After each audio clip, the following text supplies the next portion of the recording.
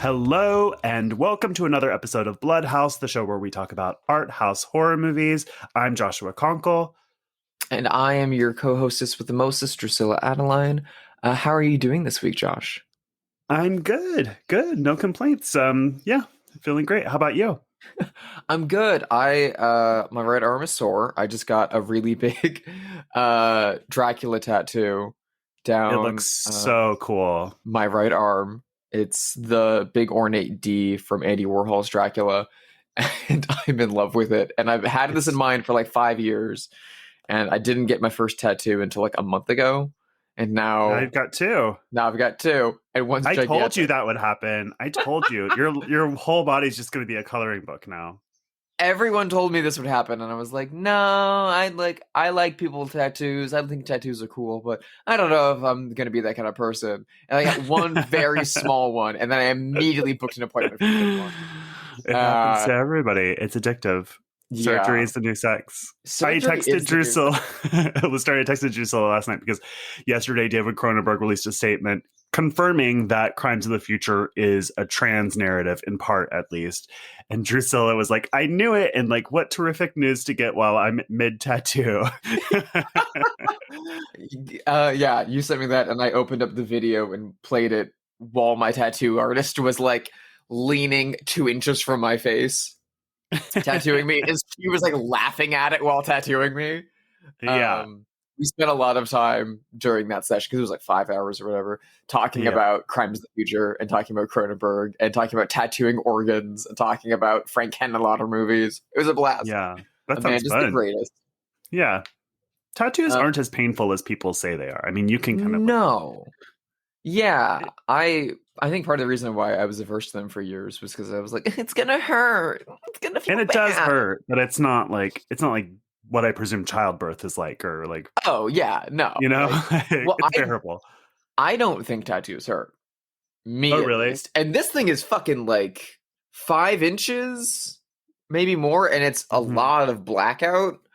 It didn't hurt at all. It's a pretty easy kind of sore after, but that's like a fatty part of the body, so it's a little bit easier. Like when I got tattoos on my wrists where there's less fat, that's more painful.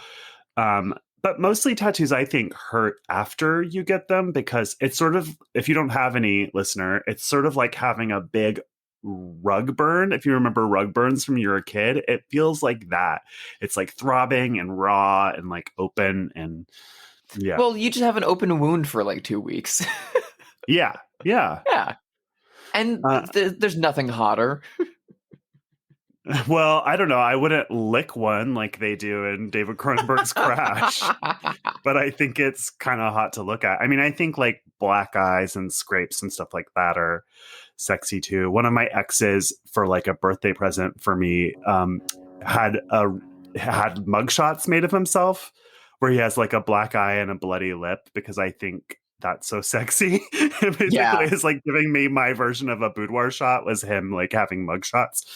I get that. I was talking with a friend last night after I got this, and she was saying that her former roommate had a large tattoo on the inside of her arm, and she called it her pussy getter.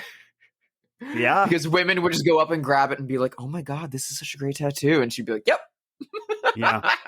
There in the 2000s, there was this blog called Hot and Busted, which just like found hot guys mugshots, which is, it was a meaner decade. We wouldn't do that maybe today, but I really liked that blog a lot. The mid 2000s was a hell of a time to be around. It was. It was truly the wild west. Dark. Yeah, it was so dark and mean, but in some ways a lot of fun. Have you seen anything cool this week? I saw something crazy cool this week. So my friend Danny dragged me on Wednesday to The Grove, the devil of Los Angeles, Rick Caruso's The Grove. On Wednesday, because Beyond Fest, our beloved Beyond Fest, was doing a one-time screening of SS Rajamouli's RRR. I'm dying to see this. Yeah. So, if you don't know, RRR is a new Bollywood action film about a fictitious revolutionary uprising in colonial India. It is 3 hours and change. A musical, right? Because it's It Bollywood. is, yeah. It's in part a musical, and it is also one of the single most homoerotic films I've seen in a long time. It is beautiful. If you just want to see two shirtless men in suspenders singing at each other, running around, throwing motorcycles and tigers at people, this movie is for you. You said throwing motorcycles and tigers at people? I did. I will repeat that. Throwing motorcycles and tigers at people. How soon can I see this movie? Now it's pronounced RRR and not R. Yes. Okay. I mean, yeah. It's I wasn't not like sure. I truly wasn't Steve sure. Martin, Man with Two Brains kind of far kind of thing. It's I believe it stands for Rise, Roar, Revolt. Got it. And so the opening of the movie has a big title card that comes up and says "The Story," and the R is capitalized, and it gives you like the setup, and then the Fire, and the R is capitalized, and introduces you to one of the main characters, and then the Water, and the R is capitalized, and you're like, whoa, okay, all right, so that's where the 3 R's come from, right? And then 40 minutes into the movie, after this huge set piece happens, the two guys finally get together, and it's like insane. And then it goes R, R, R, and the entire audience went batshit. The entire like last hour of this movie, this was in the biggest theater at the AMC at the Grove, which if you haven't been, is like opera seating. There's like box seating on the sides. It's huge. It's like 2 stories. It's like it's an IMAX screen. It was packed. It was sold out, and the entire last hour of the movie, everyone was on their feet and just screaming. That's great. And fitting for what we're going to be talking about in a little bit, there's a flogging scene, which is a public flogging scene, which is very long and drawn out, and half of the audience was squirming in their seats during it. Oh, it was a lot of fun. It was great. Fun. That sounds great. Yeah. Have you seen anything of wild note lately, Josh? Oh, also RRR is on Netflix. Oh, it is? Okay, great. I should say that. It's on Netflix. Yeah, get some friends over. Don't even find out what it's about. It's more fun to just jump in. I can't wait. Make some popcorn, have some drinks. Yep. I did a deep dive on the director Penelope Spheeris, who, mainstream audiences will know as the director of Wayne's World and lots of 90s studio comedies. Music fans will know her as the director of the punk trio of documentaries called The Decline of Western Civilization, which I'd seen many times and loved. But I'd never seen her like early narrative films, so I watched The Boys Next Door and Suburbia, both of which are really kind of like hard to watch, exploitative punk films from the early 80s. And if there's one thing I love after horror movies, it's juvenile delinquent films from the late 70s into the early 80s. And I had just never seen Suburbia, which I'd heard about my whole life. And it was really cool. I really enjoyed it. I liked Boys Next Door more, which stars Maxwell Caulfield from Grease 2 and Charlie Sheen as a queer-coded teenage couple on a murder spree through Los Angeles in the early 80s. And there's lots of queer-coded elements, also some pretty extreme homophobia. They do, content warning, beat a gay man to death. And there's some sexual assault. So there's like stuff that's hard to watch. And but I just loved it so much. I thought it was perfect. Whereas I felt like Suburbia had some rougher edges. Because Suburbia was produced by Roger Corman, and he made Penelope Spheeris put in sex and or violence every 10 minutes. And so you really feel those touches where like they kind of don't belong. But yeah, I really liked both of them. I did listen to an interview with Penelope Spheeris where she said she regretted making Boys Next Door because she doesn't like to contribute to a culture of violence. And I was like, that's interesting. And I meant that in like a side-eye way, because a lot of her movies do, and also like, who cares? Yeah, that's fair. But yeah, it was like a really interesting, great double feature. I haven't seen The Boys Next Door. Oh, it's great. It's really, really great. And Maxwell Caulfield is really good in it. Like, who knew he could act? Well, I'm a gigantic Grease 2 fan. I am too. I love Grease too, but he's not good in it. And so when I mean, it's not a good movie. It's fun because it's bad. Yeah. And he certainly can't sing, and his acting chops aren't great in it. But apparently, he just rolls up on a motorcycle, looks steamy, and that's all he needs to do for the whole movie. He's incredibly hot in that movie. He's one of the most beautiful men who ever lived. But apparently, he channeled the failure of Grease 2 into his character for The Boys Next Door, is what he said in an interview. Truly, because he plays the more psychotic one, the sort of like ringleader of this murdersome duo. And he's like, I just channeled all of my anger from Grease 2 into this role because he didn't work for like 2 years after Grease 2. Oh, Jesus. It was such a public, splashy flop. But look what happened to Michelle Pfeiffer. I know. What's the deal? I love Grease 2, so I'm Grease definitely so not much. slandering the good name of Grease 2. A pink Grease 2 bowling shirt. Oh my god! Really? That has like Stephanie embroidered on it. Oh, I love that. Yeah, you kind of have her style a little bit because you're a blonde who wears all black and you're skinny. You know what I mean? Like you wear lots of skinny black jeans and black tops, and that's what she wears. I mean, listen, if I could be Michelle Pfeiffer in any way, shape, and form, somewhere between that and Married to the Mob is the goal. With maybe a little bit of Catwoman through it. I mean, Catwoman's pretty good. No one ever talks about how good blonde people look in all black. Truly, it's the contrast. Yeah, it's so great. We can pull it off because we're hot blondes in Los Angeles. We're hot blondes, but that's the suffers. We're in Los Angeles. It's so hard to wear good all black attire. It's true. Okay, no further ado. Let's get into the movie of the day. This is a doozy picked by our own Drusilla from 1963, directed by Mario Bava, starring Christopher Lee and Daliah Lavi. It's The Whip and the Body. Ti faccio paura, eppure una volta ti piacevo. Sì, una volta. Ti è sempre piaciuta la violenza.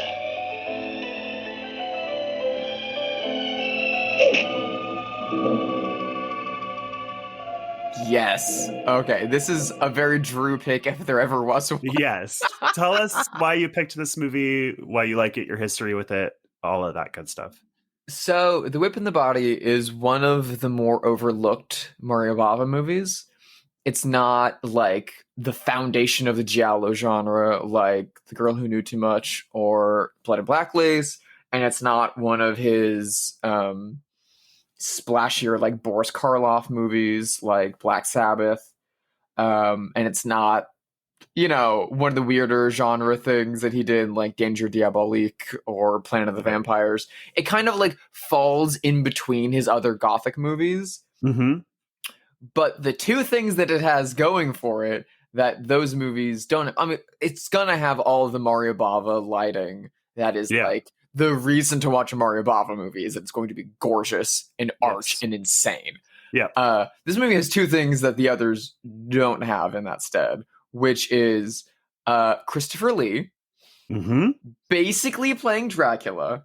Basically. This movie is a ghost film, but it's also, I've commonly referred to it as my favorite Dracula film that's not based on Dracula. Yeah, it feels like a vampire film, but isn't one at all in any sense. This has like every hallmark of a vampire film, minus blood. Vampires. Yeah, it's great. But so it has that, but then it also has very, very explicit sadomasochism. Yes. Like way too explicit for the time BDSM. Yeah, in the form of whipping specifically. Yeah, it's a lot of flogging, but Daliah Lavi's performance sells that to a very lurid degree, to the point that every single time I watch this movie, I'm shocked that it was made in 1963 and released. Well, it did have some hurdles, which we'll get to. Yeah. Oh my god. In terms of being released. So I got really, really into Mario Bava, as everyone does after getting into like Dario Argento and discovering giallo cinema and stuff like that. And I had tracked down a few of his movies, and they're not the easiest to get a hold of sometimes in the US because they're not always streaming or something like that. And there's different versions of some of them, which is very frustrating. But the American Cinematheque and the Egyptian Theater were doing a retrospective of his entire career at the Egyptian Theater in 2018, 2017, Yeah, maybe? they did. I went to Blood and Black Lace there. Yeah. They were all programmed as double bills, some as triple bills.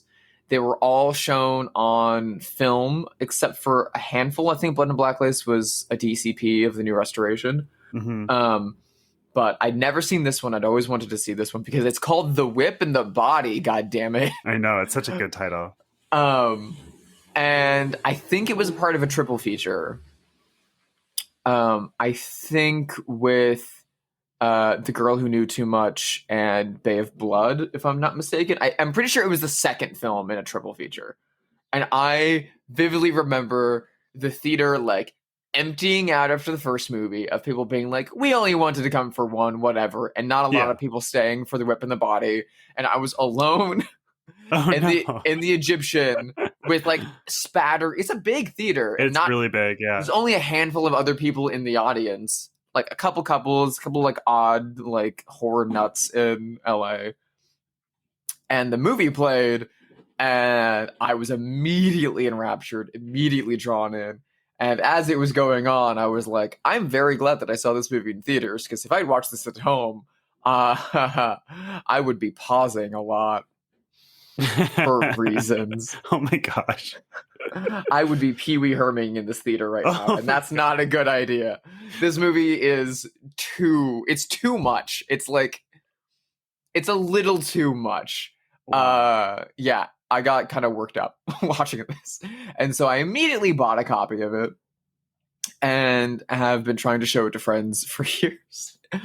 I watched it twice this week, and I feel like I watched two different versions of it. Well, in fact, I know I did, because one, the opening credits were in French, were written in French. And the second time I watched it, they were in Italian. And both dubbed in English, of course, but I felt like the dubbing was different in both of them. So yeah, there's a lot of different versions floating around out there. How did you watch the two versions? Because I watched my Blu-ray last night with some friends, and the Kino Blu-ray opens with the French titles. Yes, so I watched the Kino first, but I rented it like from Apple or something. And then the second time I watched it, it's part of a double feature on Prime with another old horror movie that I did not watch called She Beast, maybe. Oh, so it's like a public domain version. Yes, and it was much, much worse. But I felt like after the first time I watched it, I felt like I was distracted and didn't give it a close enough watch to do the episode. So I watched it a second time last night. Yeah, I guess I should do a synopsis of this. So it is a period piece. When it takes place, I could not tell you. But it's like, old-timey, 1800s, 1700s. General Gothic times. Yeah, sort of like Jane or Bronte, but like not in England, somewhere in Eastern Europe. So Christopher Lee plays Kurt Menliff, who is the son of a count, and he is the prodigal son who is returning to the castle after a long period of being disinherited, because sometime in the distant past, he had an affair with a servant who was so distraught that she took her own life. And so no one wants anything to do with them, and he's sort of been banished. He's coming back to the castle after many years away, ostensibly to congratulate his brother Cristiano on his recent marriage to Nevenka, who was once going to be his wife. But really, he wants to get in there and get his title back and his inheritance back. And at some point... maybe get Nevenka back. Which brings me to his encounter with Nevenka on the beach, which is a sexual encounter in which he whips her with a horse bridle. And then that same night, he is murdered, seemingly by the curtains. It's a very weird death scene. and then seems to begin haunting the castle and its inhabitants. That's kind of without giving away any spoilers, that's kind of the synopsis, wouldn't you say? Or would you add anything? Yeah, I mean, the general idea is this man is a bit of a cad. He has an S&M relationship with his brother's new wife, who I think he tells her, "You've always liked violence." Yeah, he tells her that. The twice, I English think. dub is not by Christopher Lee; it's by someone else. Yeah. So it kind of sounds like that. And she's very into him still. And then after he dies, his ghost continues their games. Yeah. And that's the movie, basically. Basically, it's very slight. And I don't mean that in a bad way. It just is a very simple movie with not a lot of layers beyond the top layer, which is fine. Which we'll get into that because that was a choice. Yeah. Well, maybe we should just get into that now. I mean, this movie, because of it came out in 1963, because of the S&M aspect, it was very heavily censored. It was what's the word for when you like literally take a movie, take the reels, and it was seized. Yeah, it was seized by the Italian government. Seized by the Italian government. They had to go to appeals. It was a very heavily edited version was released in the United States as what? Exclamation point, which is a title that I think is hilarious. It's so inappropriate for this movie. Like, what? They cut like 20 minutes out of the movie. All of the S&M. Yeah, they cut all the S&M out, so the movie made no sense. So I like to imagine whatever distributor got their hands on it, we're just like, the fuck is this? I don't know. Maybe how we'll call it what? Yeah. What? Exclamation point. And the same version was released in the UK, but under the title Night is the Phantom, which is an amazing title. It sounds like a title that was written by AI. Like it sounds good, but it doesn't actually make sense. Like if you spend 5 seconds with it, you're like, what? You're back to what? Exclamation point. Yeah, so it was very heavily censored, very heavily the quote from the Italian government on the movie in October of 1963, because the film was charged with obscenity. Right. They declared that it contained, quote, several sequences that refer to degenerations and anomalies of sexual life. And the Court of Rome confiscated multiple scenes from the film that they described as contrary to morality. Yeah. The Italian government burned the posters for the movie, and they cut it down to 77 minutes. I was wondering about that poster. I meant to look up how much it would cost to buy, if you could even buy an original poster, how much it would be, because I know a lot. I mean, you're somebody who collects horror posters, right? Like, and I have a Mario Bava poster right behind me now. Yeah, Evil Eye. Yeah, aka The Girl Who Knew Too Much, which is from like the year before. So, I mean, I've mostly run across German posters for this movie because I think France and Germany were the two countries that, when it was first released in its full version, it went to France. It came out in Italy, France, and Germany, and then Italy like pulled it back immediately, right? And cut it down. But in France and Germany, it just played normally. And the German posters are amazing. Yeah. And in German, the title is The Woman and the Demon. Oh, that's all right. Yeah, it's pretty literal. It sounds cooler in German. Yeah. Oh, I bet it sounds like much harsher and like cool. And Die Damen. Yeah, like it's great. It's a beautiful language. And so most like if you're gonna buy a poster for it, you're probably gonna be able to get that. I think there's a few. It's probably easier to get your hold of like the Italian locandias, the like tall, thin ones of it. But that was probably from the 1964 re-release, because after the Italian government cut it down, they were allowed to release the film again, heavily censored. Got it. And that's the one that was known for a long time. So, I mean, thankfully we have the full 92-minute version now. Yeah, the Kino Lorber restoration was really beautiful. The movie is stunning. The entire movie is bathed in blues and purples with sudden flashes of like greens and reds. Definitely like what they called bisexual lighting a couple of years ago, because there was a lot of like one side of a person's face would be blue and the other side would be violet. Well, it doesn't really have that like techno bisexual lighting of like Neon Demon and all of that stuff, which is very like post 80s. Yeah. This is like, I was watching this with friends last night because it's a movie to watch with friends. Sure. And like 2 minutes into it, a friend of mine described it as, this movie looks like a gothic romance cover brought to life. Well, that's what it is. I mean, it really is a gothic novel filmed, or yes, and that's what I was looking for. I'm yes-anding myself. It feels like a British horror movie because they were all period pieces, like a Hammer horror with more explicit sort of Italian elements, which is like the whipping and sort of like the knob on violence and sex turned up. That's just literally what it is. I mean, the opening credits, because I mean, you talked about the fact that some of the versions that we both watched have like French opening credits. Yeah. But if you notice in any version of this movie, whether it's French or German or Italian or the English cut of it, all of the names of the crew in the opening credits are American names. Yes, including Bava, who uses the pseudonym John M. Old. Which is hilarious to me. It's so good.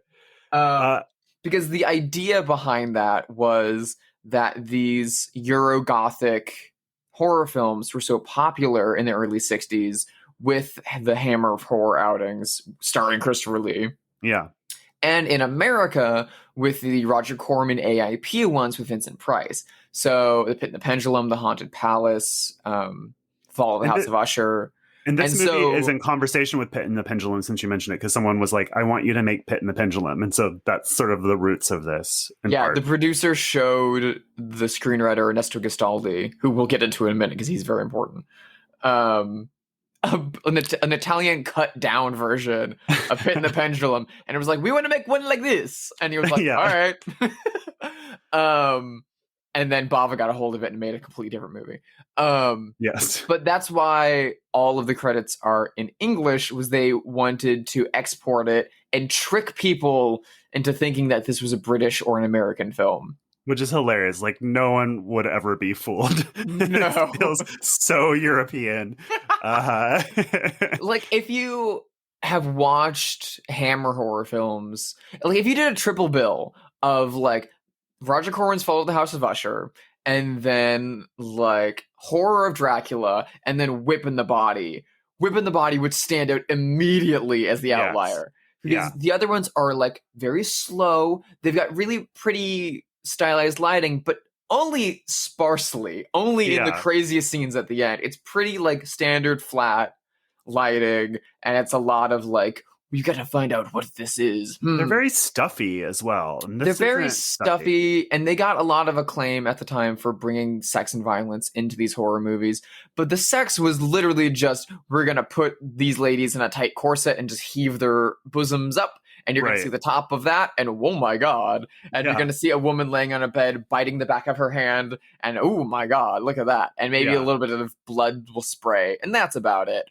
Whip in the Body is nearly a porn film by comparison. Very lurid. Although, yes, it is. And of course, we've talked about how heavily censored it is. By today's standards, it's quite tame. Like, I would watch this with small children, no problem. You know what I mean? You're gonna fuck those kids up. I don't think it's very explicit by today's standards. I thought it was quite innocent, actually. It is quite innocent. And the other thing that we were comparing it to last night when we were watching it was 60s Scooby-Doo. Yeah. I mean, I kept thinking of Dark Shadows, which is also just a take on Gothic novels, you know. It has the crashing waves, the moody seaside. It has the castle on a cliff. It has secret passageways. It has candle, you know, it has like all of those tropey things. It has sleepwalking, you know, like sleepwalking, intentionally made muddy footprints. Yeah. Like, that are like perfect, every single one of them. You've got the like, there's a light shining from the crypt out there. What is it? What could it be? Yeah. And you have a woman collapsing by going, ah. Yeah, a lot at the of that. sight of anything. I love the first scene in this movie, which is the Yes. housekeeper, Georgia. It's a dark and stormy night, of course. And she's looking at, so she has in a dome, she has the dagger that her daughter used to commit suicide prominently displayed. Like, it looks kind of like the rose from Disney's Beauty and the Beast, except it's a murder weapon. It's propped up. There's blood still on it, and there's 2 roses at the base under the dome with it. Yeah, so she's looking at this and sort of, and she's like, it was a night just like this that my daughter Tanya took her life with this knife, and one day it'll be used to kill Kurt Menliff in the same way. And then cut to Kurt Menliff like on horseback riding towards the castle. But she's just like, this is a woman who's just obsessed with avenging the suicide of her daughter. I thought that was so metal. Like, I want a murder weapon on display in my house. Literally, you know as soon as that scene started, my friend Ivory and I were like, "Oh my god, we need to make those. we need to have that shrine in our houses. Like, it's so cool. I want to recreate the suicide dagger from Whip in the Body, just like for my friends. Yeah. Yeah, it's nuts. So many of this, because again, this entire movie is blue. Like, this movie is blue. Except when it's red. Except when it's red. Or purple. Or green. Yeah. There's like one scene at the beginning where people are like on horseback at the beach that's like natural lighting, and it feels very jarring. Yeah. But so much of it looks like, I mean, it's very in vogue now, but there's whole Instagram accounts devoted to like the old Scooby-Doo backgrounds. Mm-hmm. And like matte paintings and stuff like that, and that's just what this movie looks like. Like, Truly. these people are living in that. This is live action Scooby-Doo with BDSM. Yeah. It's amazing. I feel like in every scene when they're just like panning through an empty hallway with like 3 suits of armor just sitting in there, I'm like waiting, and even the music is super Scooby-Doo. I'm just waiting for like the lazy walk of Shaggy to come in with like triple decker sandwich. Yeah, the music kind of feels almost, it's so on the nose that it's like almost satirical of a gothic. Like, if I were going to make like a scary movie style version of a gothic novel, it would be music like this, which is good. I like it. Not a criticism. This movie is like so cozy. Yeah. Like, I just want like a warm blanket and a hot cup of cider and Whip in the Body. Yeah. And I just want to like curl up with it because I want to live in this world. I want to have a fireplace in my bedroom that has a secret passage in it that I can lock at night so ghosts don't come in and kill me. Like, I love that. I want the ghost of my lover to come in at night and whip me into submission. Come on, guys. That's great. I feel like if there was a version of my life where I saw this really young, it could be a comfort movie for me, the way that Bram Stoker's Dracula is, the way that Daughters of Darkness is. It kind of fits into that mold, I think. It kind of has become that for me. It's like, if it's a Sunday morning and I'm feeling really crappy and I just don't want to get out of bed, the Whip in the Body is kind of like a go-to. Like, let's lay in bed a little bit longer. But also, okay, we need to talk about Daliah Lavi's performance in this movie. Yes. So she is a Slavic Jewish actress. I think she's from Israel. Now Palestine. Now Palestine, yes. That part of wherever. Whatever it was called then. It was called like British Israel. I don't know. It was a state that no longer exists. Now it's Palestine. Yes. But she is Jewish. Yes, and she's in Slavic, and her character Nevenka is supposed to be Slavic as well, and she's got the cheekbones to prove it. She looks gorgeous. Every outfit she wears in this movie is like Elvira's wet dream. Mm-hmm. She intentionally has like a boob window dress near the end that you're like, I know what that's for. I know what's about to go in there. And almost all of her dresses are rigged to be like pulled off by a whip at a moment's notice. Beautiful. But I think she's most well known for being in the Casino Royale parody film with Woody Allen and Peter Sellers. Oh no. Which is not very good, but it's also like a meh kind of comfort movie for me. And she's also in the Dean Martin James Bond spoof movie, the Matt Helm series. She's in The Silencers. Okay. Which, Sharon Tate would be in one of the sequels, and Anne Margaret would be in one of the sequels. So she was in the first one. So good for her. She's just she was a hot girl who was in a lot of hot girl 60s movies. Yeah. But no one treated her better visually than Mario Bava. She's beautiful in this. And she spends the entire movie wandering around like she's sleepwalking, even when she's like fully awake at the beginning. And laying in bed, looking terrified when Christopher Lee shows up. And then she very quickly just starts writhing on her bed, biting her wrist, biting a pillow, biting his hand, as we get some pretty, like... I mean, he's whipping her, and you're seeing wounds build up on her body. And, and she's, like, luridly, like, moaning into it. Seems to like it. She's very into it. And the entire time, Christopher Lee is telling her to submit to him because he knows that she only loves him.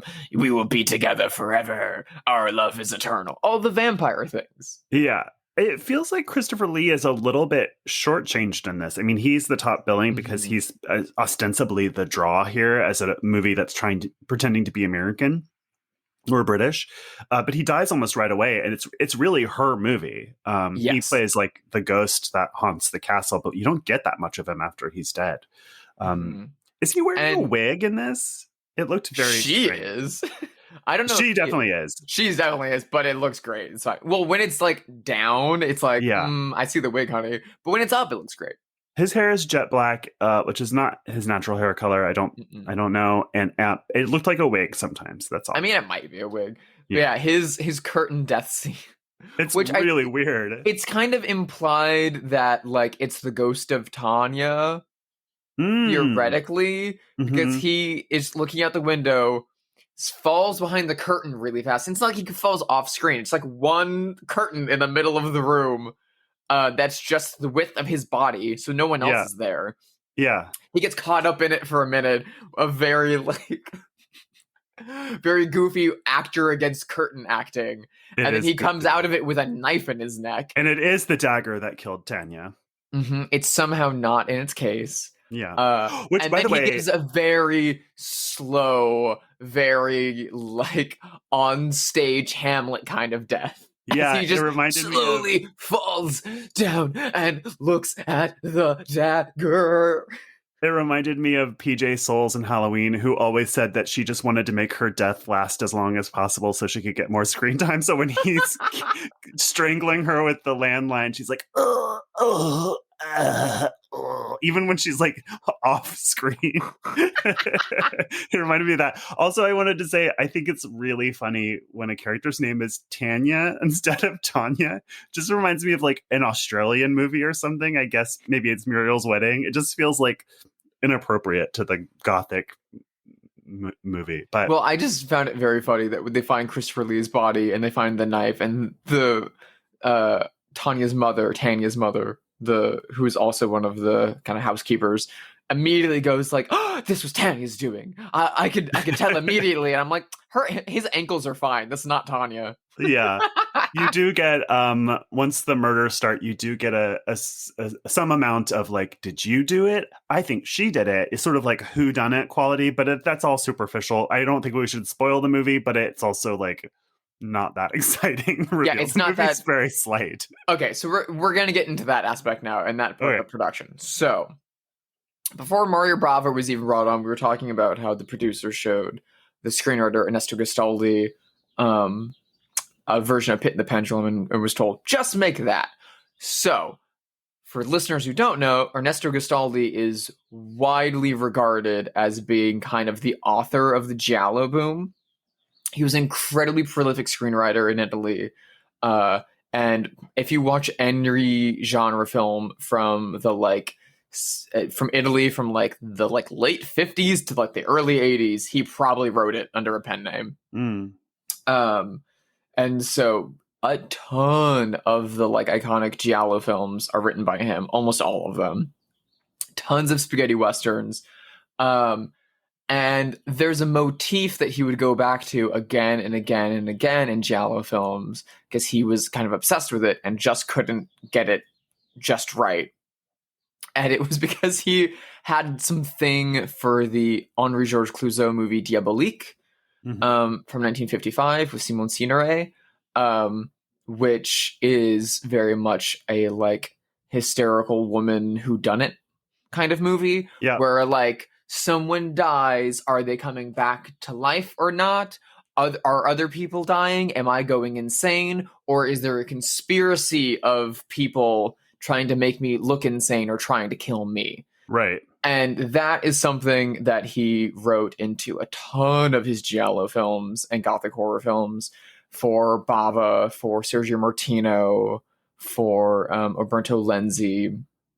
And these are awesome movies, and that's why so many people talk about the giallo films being like, the endings make no sense, because it's just someone being like, what is it? What's going on? Oh my god, he's dead. Now she's dead. I thought it was you the whole time. And then, my lover who I thought was dead from the beginning.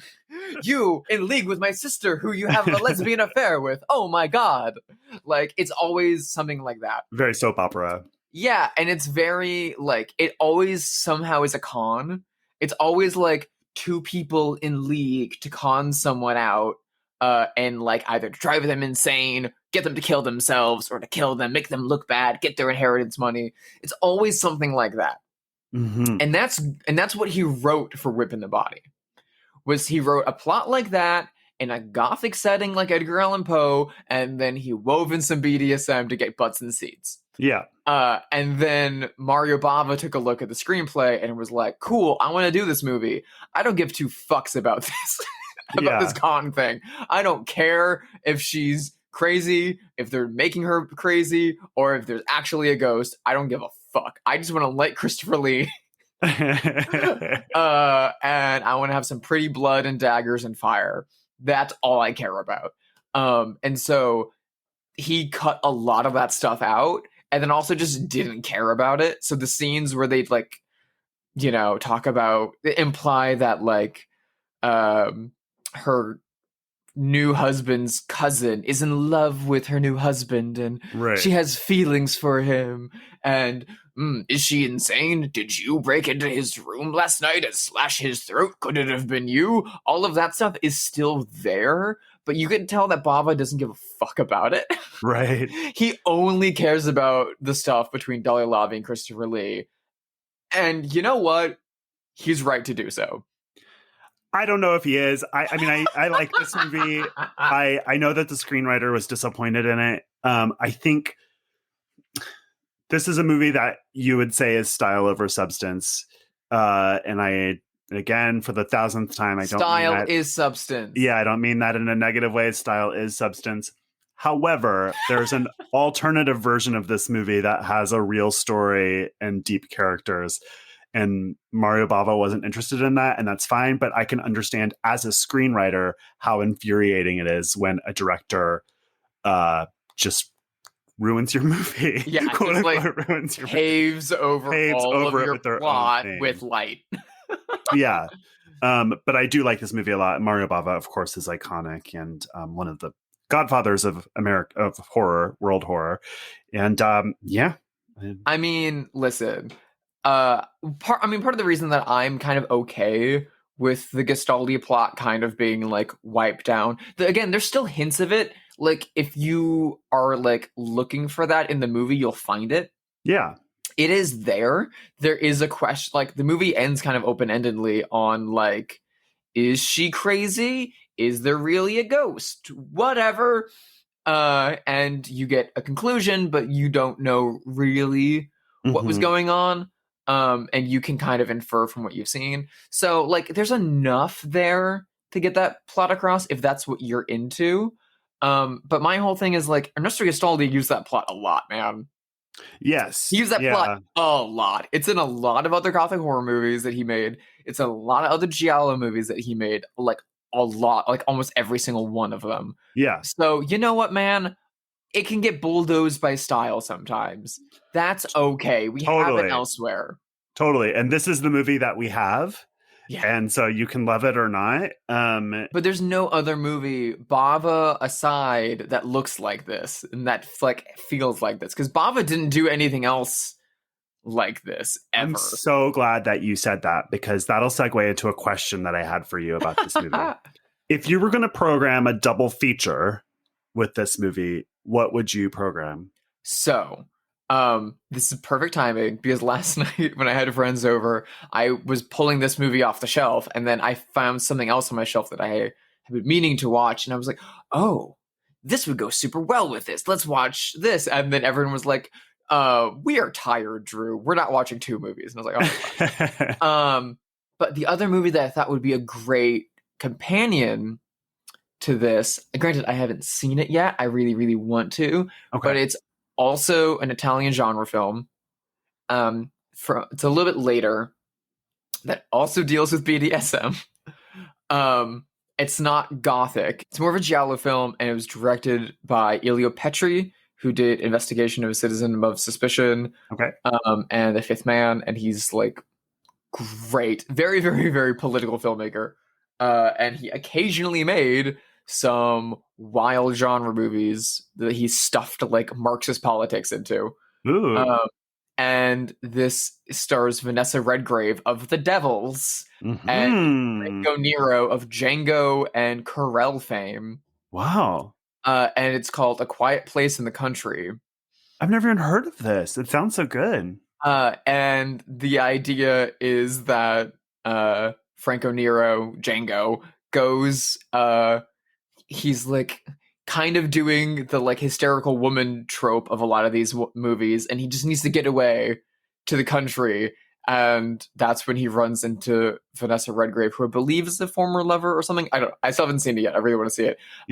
And she engages in fucking kinky BDSM games with him, but with her as the dominant.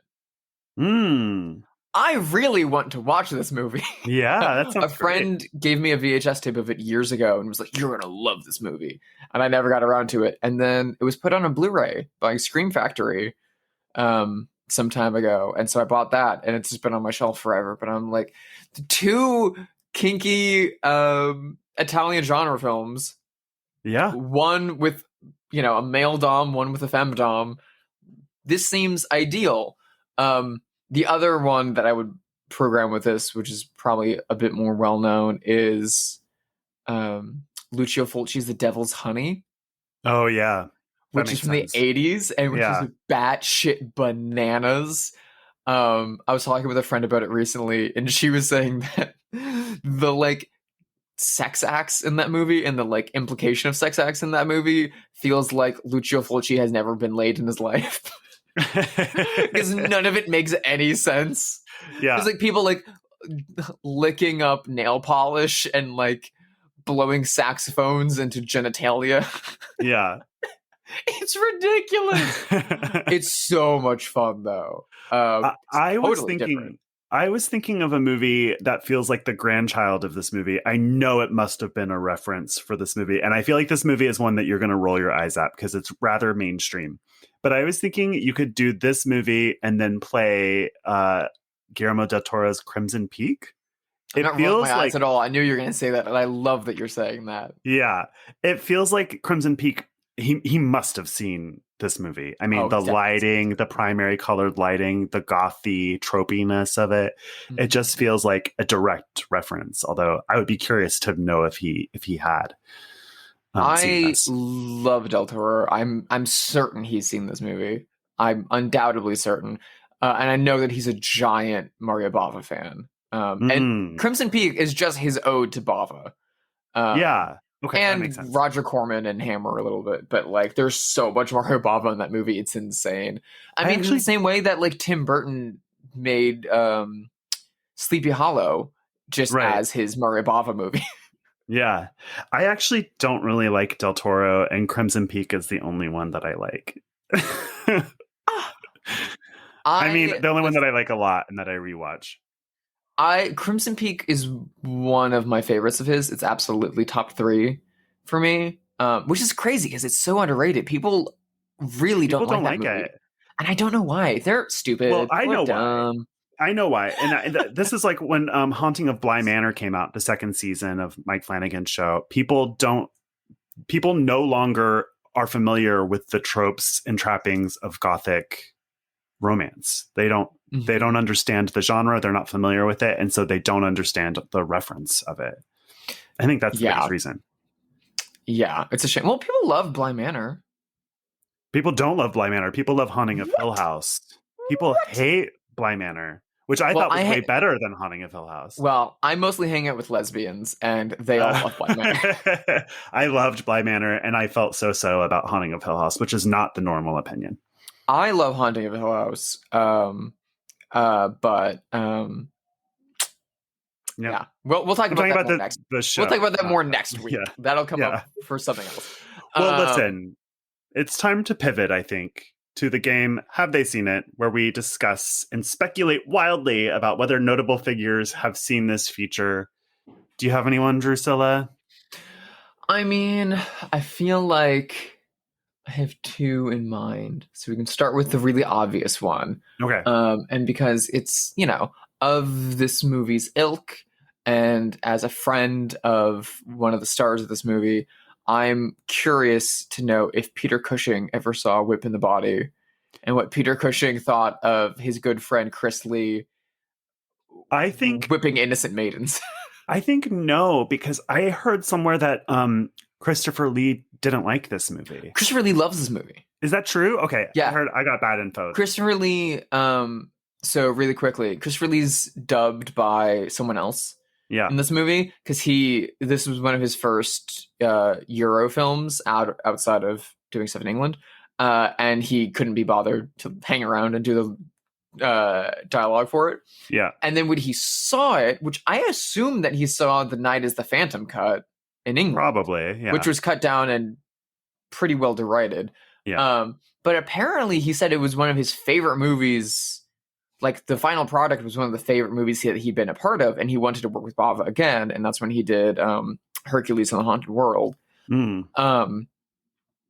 so he regretted not doing his voice for it because he liked it so much that all of the rest of the European films that he did in Italy and Germany, he went back and did his own dubbing. Yeah, it turns out your voice is pretty important to your performance. Yeah, in that case, I'll still say no. I don't know. It's my gut instinct. I feel like you know what I mean? Like, I have a lot of friends that are TV writers. It doesn't mean that I watch their show that they work on. Yeah. I have one for you. We've just talked about him. Do you think Mike Flanagan has seen this? Creator of Hill House and Bly Manor. I think I like to imagine that, yes, Mike Flanagan has seen it, but I like to imagine that while he was prepping for Haunting of Hill House, that his wife, the great actress who plays many characters in his shows, she plays Theo, yeah. So yeah, I like to imagine that Mike Flanagan and his wife, Kate Siegel, who plays, Theo, and she's also basically the lead in Midnight Mass. Mm-hmm. I like to imagine that he was like, yeah, I'm going to do prep work for our new ghost show. Let's watch this old ghost movie together. And midway through, she was like, nope, no. I see what you're doing, Mike. Stop it. But yeah, I like to imagine he's seen. I hope. I mean, it's one of those things that when I watch something that resonates with a genre, particularly, and that there's something that you see that's contemporary that is playing in that genre, I hope that the people that are making it are also having a similar thing. I mean, I remember being a teenager and finding Costa Gavras movies and Z and Battle of Algiers for the first time. And I just remember being like, I hope Anti-Flag have seen these movies. Feel like they like this. I don't know why. So I like to imagine. You know what? I feel like it wouldn't be hard to get to the bottom of that answer. Probably not. But we can probably assess it. And you know what, Mike, if you're listening and you haven't seen it, you're more than welcome to come over. It's playing on a loop in my house for the next week. We'll gladly show you the Whip of the Body. I think you're really going to dig it, man. So the one that I'm thinking of... Do you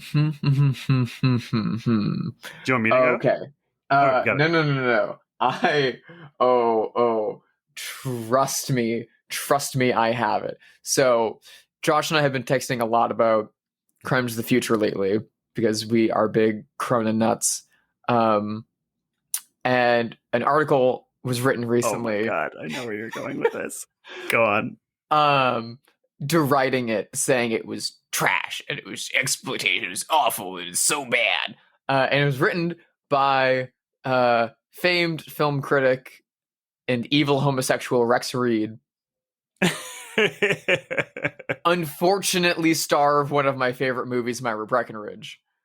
Oh my God, is he the star of Myra Breckinridge? Not the star. He's Myron Breckinridge, so he's like a pre-transition Myra Breckinridge. Oh my gosh, I haven't seen that in so long. Oh, it's the most unfortunate thing about the movie because the movie is amazing. Yeah, I loved the movie when I saw it. God, Raquel Welch as a trans woman who is like bi and obsessed with old Hollywood. Why do I relate to that so much? Anyway, Rex Reed sucks. And he not sucks. in like the like fun, hot way. He's just awful. I feel like I want to say... Do you think Rex Reed saw The Whip in the Body? Or in the 60s as what? What? Exclamation point. Possibly. I don't know if it's one that would really stick with him. It is like sort of a lesser Bava. Mm-hmm. So I feel like maybe he would have seen like Black Sunday or Blood and Black Lace. I don't know if he would have gotten to this one. But I feel like my answer is no. But I don't really have a good sense of why, other than it's like not top shelf Bava for most people. I feel like somewhere in a landfill in New York City, there is an unprinted Village Voice write up on this movie by Rex Reed that he just got so angry and upset that the only things that he could write about this just couldn't be published.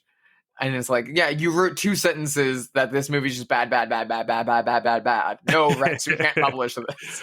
Rex Reed makes me homophobic. Same. He makes me want to use the F slur, which I will say for myself. Yeah, I use that word all the time in the privacy of my own home. Yeah, same.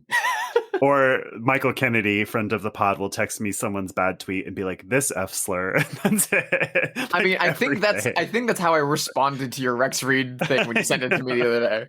I have somebody for you. This is a fun one. I don't know my feminism waves that well. I think she's second wave feminist, Andrea Dworkin, famous anti-pornography feminist from the 70s who famous feminist who was virulently against pornography.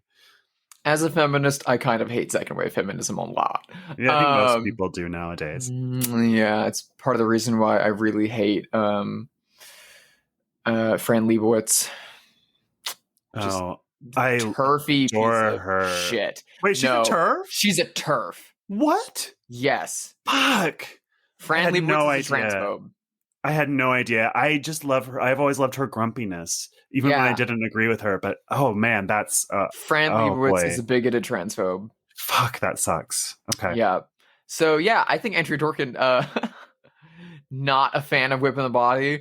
I think I doubt she even heard of it when it came out. I'm sure she was just in general anti all of those exploitative drive-in movies that the teens are going to today.